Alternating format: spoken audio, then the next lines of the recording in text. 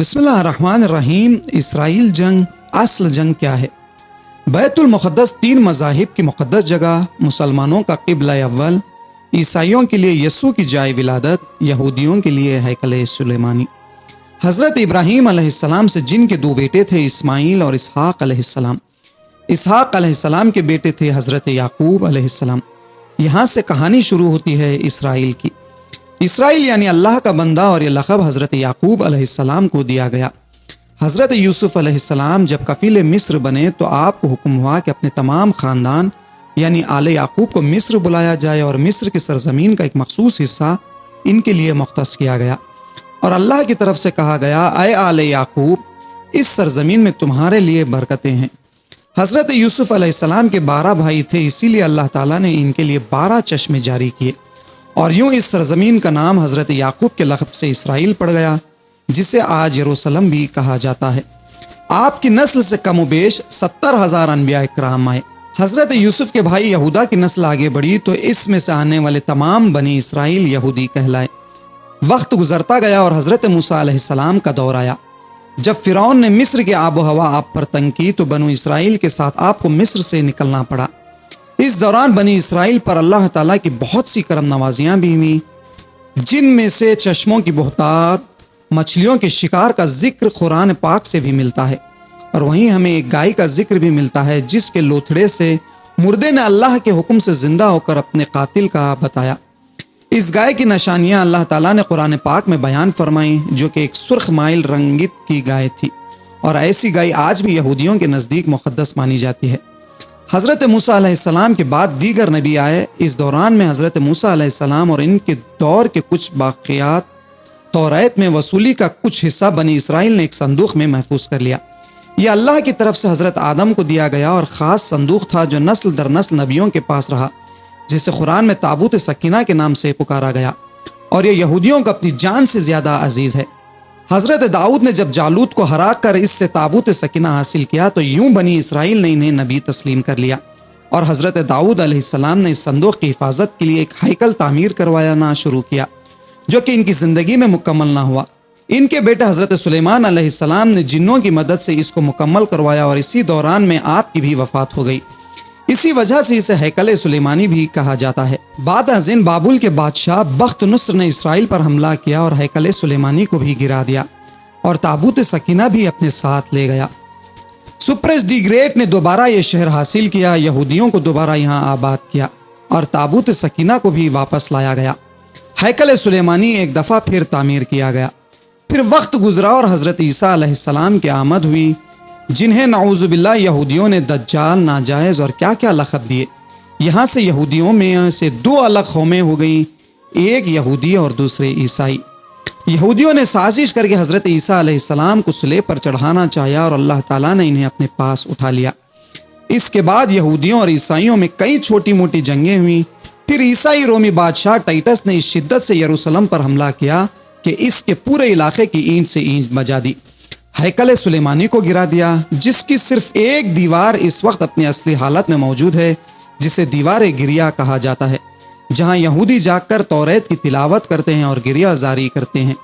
تابوت سکینہ بھی نہ جانے کہاں غائب ہو گیا۔ ٹائٹس کے حملے کے بعد یہودی آخری نبی کے انتظار میں تھے، کیونکہ اللہ پاک کا ان سے وعدہ تھا کہ انہیں پھر عروج بخشا جائے گا۔ اس وعدے کا ذکر سورہ بقرہ میں بھی موجود ہے کہ اے بنی اسرائیل، ان نعمتوں کو یاد کرو جو تم پر کی گئیں، اور اپنا وعدہ پورا کرو تاکہ ہم بھی اپنا وعدہ پورا کریں۔ قیامت کی نشانیوں میں سے ایک نشانی یہ بھی ہے کہ ہیکل سلیمانی کی 3 دفعہ تعمیر ہوگی، جو کہ 2 دفعہ تعمیر ہو چکی ہے۔ یہودی اپنے مسیحا اور آخری نبی کے انتظار میں تھے کہ ٹائٹس کے حملے کے 500 سال بعد نبی آخر الزمان کی ولادت ہوئی۔ یہاں یہودیوں کو یہ جھٹکا لگا کہ سارے نبی حضرت اسحاق علیہ السلام کی نسل سے ہیں، تو آخری نبی حضرت اسماعیل علیہ السلام کی نسل سے کیوں کرا گئے، اور انہوں نے ایمان لانے سے انکار کر دیا۔ مسلمانوں کے لیے بھی وہ انبیاء کی ہی نشانیاں تھیں، اسی لیے ہیکل سلیمانی کو بیت المقدس کا نام دیا گیا۔ اسلام کے آغاز میں یہودیوں کو قائل کرنے کی خاطر ہی بیت المقدس کی جانب منہ کر کے نماز ادا کرنے کا حکم ہوا، کیونکہ یہودی اسی طرح منہ کر کے عبادت کیا کرتے تھے۔ 17 ماہ بعد ہماری عبادت کا رخ بیت المقدس سے بیت اللہ کی جانب موڑ دیا گیا، کیونکہ مسلمانوں کا شروع سے قبلہ اول وہی رہا۔ جسے پہلے حضرت آدم اور پھر حضرت ابراہیم علیہ السلام نے تعمیر کیا۔ جب اسرائیل یعنی یروشلم پر عیسائیوں کا قبضہ تھا، بیت المقدس کے ہی احاطے میں انہوں نے گرجا گھر تعمیر کیا ہوا تھا، اور عین تابوت سکینہ والی جگہ وہ گند پھینکا کرتے تھے یہودیوں کی نفرت میں۔ یروشلم کی فتح کے بعد جب مسلمان حاکم ہوئے تو وہاں صفائی کروا کر مسجد تعمیر کروائی، اور قرآن میں موجود معراج والے حصے کی نسبت سے اسے مسجد کو اقصی کے نام دیا۔ یہودیوں کی دیوار گریا بھی اسی احاطے میں موجود تھی، تو زائرین کی حیثیت سے انہیں بھی وہاں آنے کی اجازت دے دی گئی۔ خلافت عباسیہ تک یروشلم ایک مسلم شہر رہا۔ اس کے بعد عیسائیوں نے دوبارہ یروشلم پر حملہ کر کے اس پر قبضہ کر لیا۔ صلاح الدین ایوبی نے عیسائیوں کے خلاف 50 سے زائد جنگیں کر کے بیت المقدس دوبارہ حاصل کیا، اور پھر 700 سال تک یہ خلافت عثمانیہ کے زیر سلطنت رہا۔ یہودیوں کو بھی دیوار گریا تک اپنے مذہبی اقدامات کی آزادی رہی، اور یہودی آہستہ آہستہ پھر یروشلم میں آباد ہونا شروع ہو گئے۔ اس دوران میں کئی بار انہوں نے خلافت عثمانیہ کے سلطان کو پیسوں کے عوض یروشلم انہیں سونپنے کا لالچ دیا، لیکن ناکام رہے۔ اور پھر دوسری جنگ عظیم میں عیسائی سپاہی ہٹلر نے چن چن کر یہودیوں کو مارا۔ قریباً 60 لاکھ کے قریب یہودیوں کا قتل عام کیا گیا، اور یہ در بدر بھاگنے پر مجبور ہو گئے۔ اس دوران میں انہیں یہ اندازہ ہو چکا تھا کہ انہیں اب خود اپنی پہچان بنانی ہے، اور بائبل میں موجود یہودیوں کے آخری عروج سے قبل والی کئی نشانیاں بھی ظاہر ہو چکی تھیں، اور وہ یہ تسلیم کر چکے تھے کہ ان کا آخری مسیحا اب دجال ہوگا، جس کی بدولت پوری دنیا میں ان کا دوبارہ بول بالا ہوگا۔ انہوں نے برطانیہ سے ساز بازاز کر کے خود کو ایک الگ ریاست تسلیم کروا لیا۔ یوں اسرائیل باقاعدہ ایک ملک کی صورت میں دنیا کے نقشے پر ابھرا۔ پھر آہستہ آہستہ انہوں نے فلسطین اور دیگر مصری علاقوں پر بھی قبضہ کر لیا۔ عرب ممالک اسرائیل کے خلاف جنگ کرنے پر آئے، لیکن اس وقت تک یہ خود کو اتنا مضبوط کر چکے تھے کہ عرب ممالک کو اس ایک چھوٹے سے ملک سے منہ کی کھانی پڑی۔ عیسائیوں نے بھی دیکھ لیا کہ اب ان سے لڑ کر کچھ اصول نہیں ہونا، تو باقاعدہ گرجا گھروں میں پادریوں نے تقریبات منعقد کی اور یہودیوں کے لیے معافی کا اعلان کیا گیا۔ یوں سیاسی اور اقتصادی مفاد پرستی نے 2000 سالوں سے ایک دوسرے کے ازلی و جانی دشمنوں کو ایک صف پر لا کر کھڑا کیا، اور قرآن کی بات بھی سچ ہو گئی کہ یہودی و نصرا ایک دوسرے کے دوست ہیں۔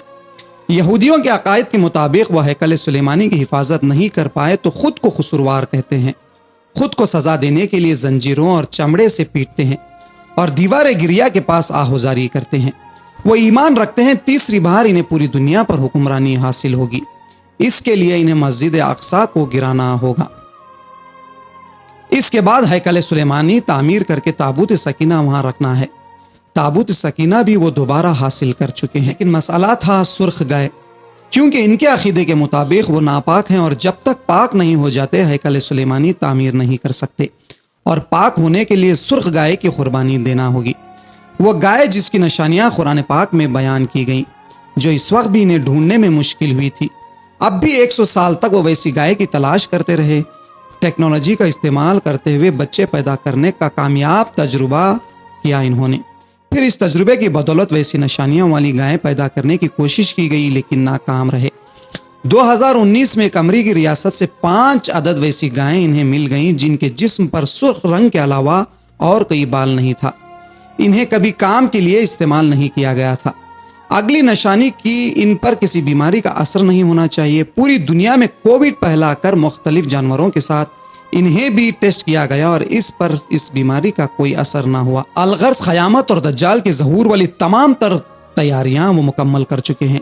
اپنی مرضی کے ڈاکٹرز، انجینئرز بچے پیدا کرنا، 9D ٹیکنالوجی کی مدد سے ایک جگہ ہوتے ہوئے کئی جگہ پر موجود رہنا، اپنی مرضی کے موسم بنانا، جب چاہو بارش برسا دینا، چند دنوں میں پوری دنیا گھوم لینا، یہ سب دجالی نشانیاں ہیں جو آج کے دور میں کوئی مشکل کام نہیں ہے۔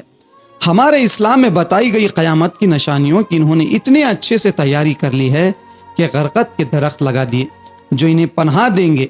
بابلت جس جگہ احادیث کے مطابق دجال کے حضرت عیسیٰ علیہ السلام کے ہاتھوں قتل ہونے کا ذکر موجود ہے، اس جگہ وہ دجال کے فرار کے لیے ایئرپورٹ بنا چکے ہیں۔ یہ سب تو قربت قیامت کی نشانیاں ہیں، اور ہیکل سلیمانی بھی بن کر رہنا ہے۔ پھر اصل جنگ کیا ہے؟ اصل جنگ عقائد کی ہے۔ ہم اپنے عقیدے میں اس قدر کمزور ہو چکے ہیں کہ نماز پڑھیں یا نہ پڑھیں ہمیں فرق نہیں پڑتا۔ اپنے بہن بھائیوں کا حق کھا کر خوشی محسوس کرتے ہیں، اور فرقوں کی خرافات میں الجھے ہوئے ہیں۔ فلسطینیوں کے لیے سوائے دعا اور احتجاج کے ہم کیا کر سکتے ہیں؟ کیا ہم اپنے عقیدے کے اتنے مضبوط ہیں؟ کیا ہم یہودیوں کے مقابلے میں نکلنے والے خراسانی مجاہدین کے لسٹ میں آتے ہیں یا بس سوشل میڈیا کے تماشائی بنے ہوئے ہیں؟ اگر آج دجال ظاہر ہو جائے اور توبہ کا دروازہ بند ہو جائے تو ہماری آخرت کے لیے کیا تیاری کی ہے؟